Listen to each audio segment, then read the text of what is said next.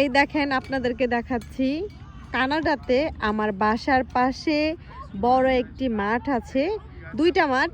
এই হচ্ছে একটা মাঠ, ওই দিকে আরেকটা মাঠ।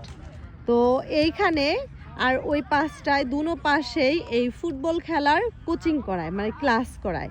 কোচিং যারা করায় তারা তো বাচ্চা কালেক্ট করে, যে বাচ্চারা শিখবে তারা ক্লাস করবে। তো সেই সূত্রে যে দেখেন যে অনেকেই ক্লাস করতে এসেছে, এই যে বাচ্চারা। কিন্তু এই বাচ্চারা যে এসেছে, বাচ্চাদের একা ছাড়েনি, এই বাচ্চাদের কিন্তু গার্জেনরাও এসেছে। আর প্রত্যেকটা বাচ্চার গার্জেন ছাড়া এখানে আসা যাবে না, বাচ্চাদের একা ছাড়া যাবে না, কারণ এখানে নিষিদ্ধ। আর এই যে হচ্ছে প্রত্যেকটা গার্জেনদের মতো করে বসে আছে, যে এখানে কিছু বসে আছে।